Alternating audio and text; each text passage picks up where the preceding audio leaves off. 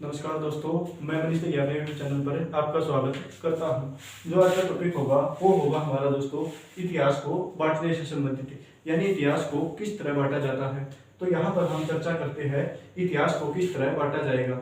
जब बात करते हैं इतिहास को बांटने के क्रम में, तो इतिहास को बांटने के लिए एंशिएंट हिस्ट्री, मिडिवल हिस्ट्री और इसके बाद हम बात करते हैं मॉडर्न हिस्ट्री। इसको 3 भागों में बांटा गया है।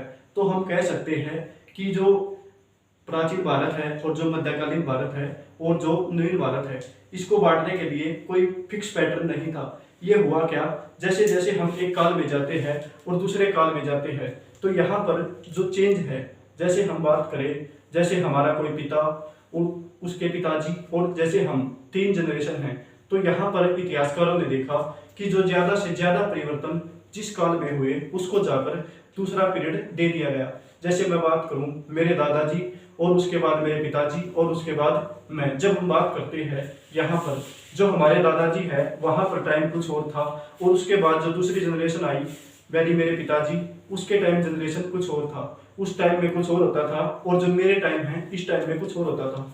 तो यहाँ पर इतिहासकारों ने देखा जो समय पिछले समय में चला और उसके बाद जो बीच में आया और जो लास्ट में आया, जो चेंज आया मेरे पिताजी के टाइम पर, ऐसा हो सकता है कि जो माइनर सा चेंज आया, यानी कहने का मतलब छोटा सा चेंज आया हो, उसको इतिहासकारों ने परिवर्तन का दौर न कहकर जब मेरे टाइम में ज्यादा परिवर्तन आए तो उसको कहा कि यहाँ से दूसरा काल शुरुआत हो गई।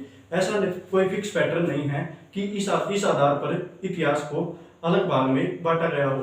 कहने का मतलब यही है कि जो इतिहासकार है इसने अपनी सुविधा के अनुसार इतिहास को 3 भागों में बांट दिया पढ़ने के लिए।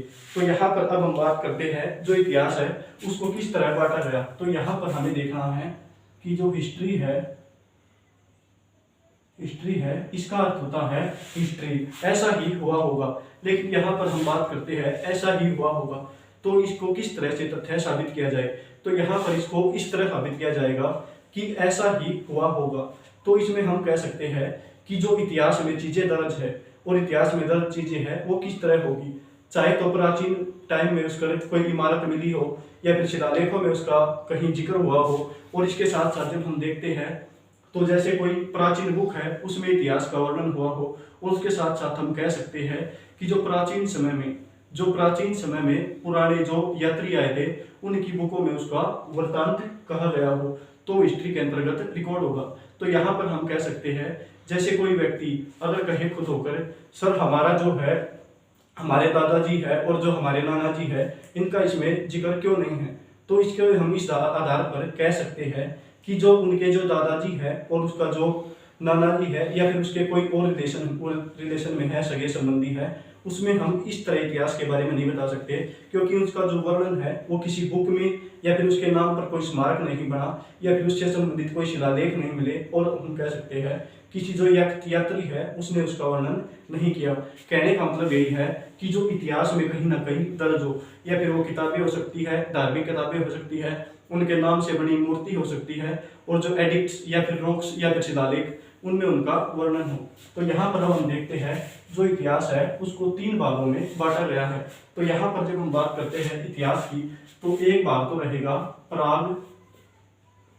प्राग ऐतिहासिक काल, और जो दूसरा रहेगा आद ऐतिहासिक काल,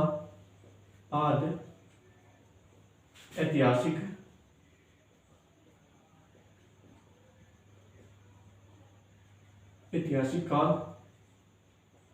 और जो तीसरा रहेगा वो रहेगा ऐतिहासिक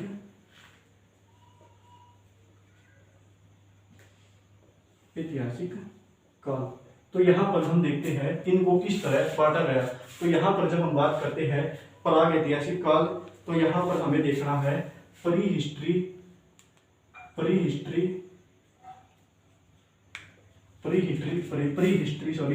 प्रोटो हिस्ट्री, और जो तीसरा है वो होगा हिस्टोरिकल। इनको 3 भागों में बांटा गया, प्राग ऐतिहासिक काल, आद ऐतिहासिक काल और ऐतिहासिक काल। इनमें क्या क्या समानता हुई या फिर क्या क्या असमानता हुई जो इनको इस आधारों पर रखा गया। तो यहाँ पर हम देखते हैं कि जो प्राग ऐतिहासिक काल है ये किस लिए रखा गया। तो यहाँ पर हमें देखना है, अगर इसके बारे में पूछा जाए तो सबसे पुराना यही था।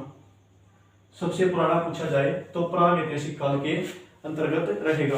तो जब हम बात करते हैं अगले की, इससे क्या समानता हुई, तो यहाँ पर जो पाई गई मोहरें थी या फिर कोई लिपि थी, स्क्रिप्ट थी, वो पाई गई, तो वहां पर ये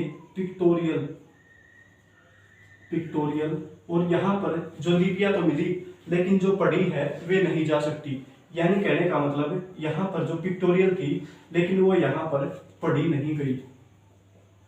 जो ऐतिहासिक काल है यहाँ से जो मोहरें मिली वो पढ़ी नहीं जा सकी।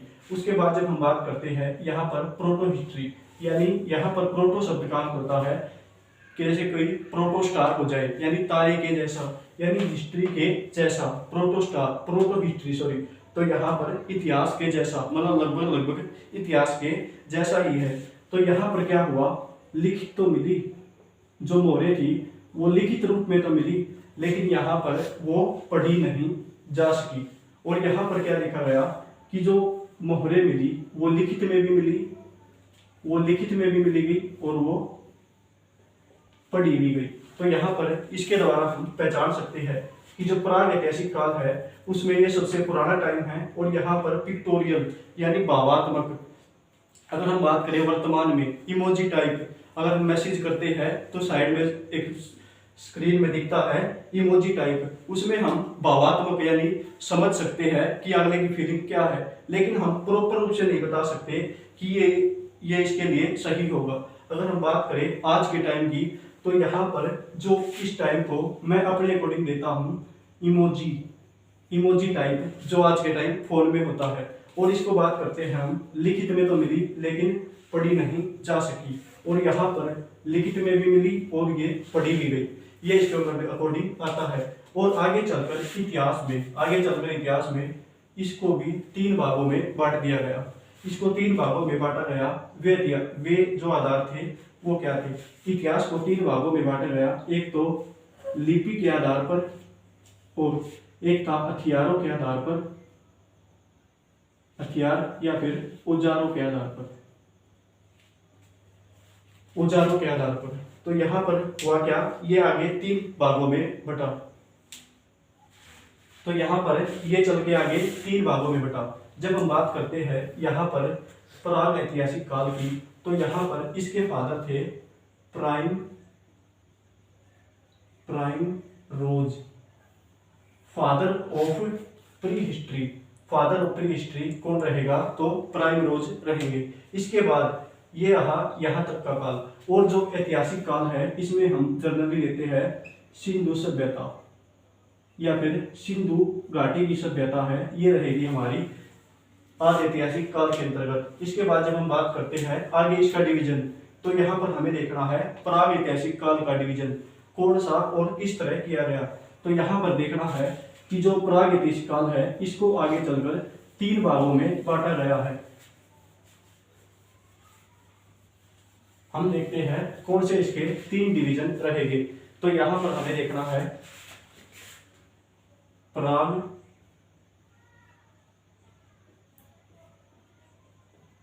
ऐतिहासिक काल यानी प्री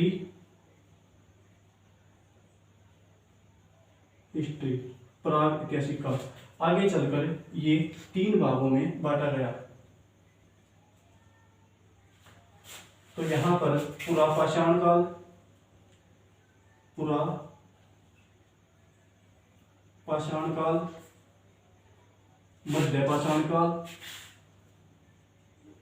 मध्य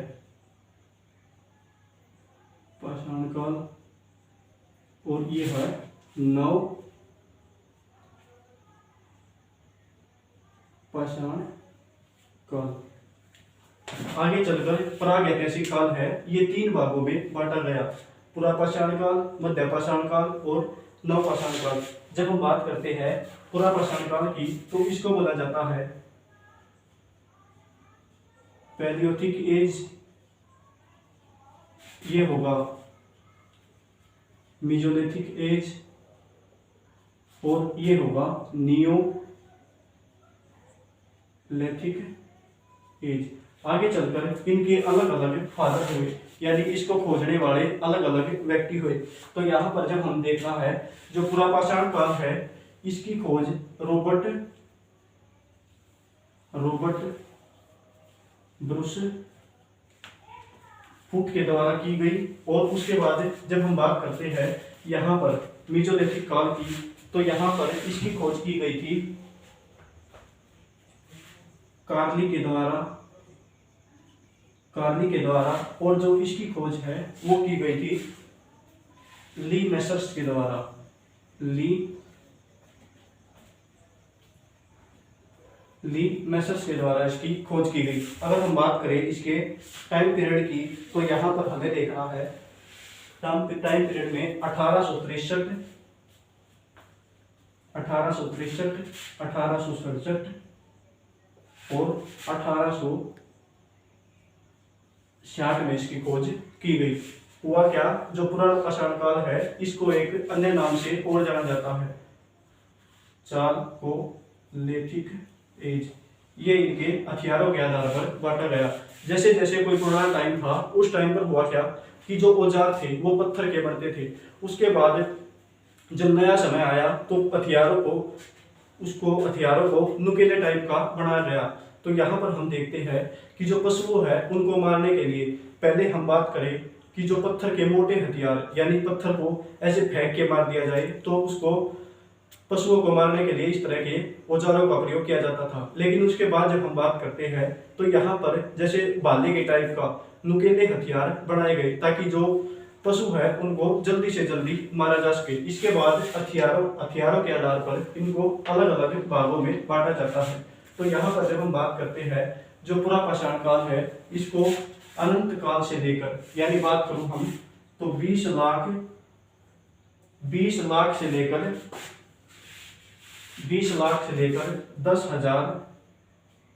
10,000 BC तक, और ये होगा 10,000 BC से लेकर 6,000 BC तक। और इसके बाद जब हम बात करते हैं अंत में तो 6,000 BC से लेकर 600 BC तक इसका टाइम पीरियड रहेगा। अब इसमें आगे क्या बचता है, जब हम बात करते हैं यहाँ पर पुरापाषाण, मध्यपाषाण और नवपाषाण काल, इसमें हमें आगे पढ़ना है कि किस स्थान से क्या पाया गया। तो ये हम अगली वीडियो के अंतर्गत देंगे। धन्यवाद दोस्तों, इस वीडियो में इतना ही। चैनल को लाइक और सब्सक्राइब करें। धन्यवाद।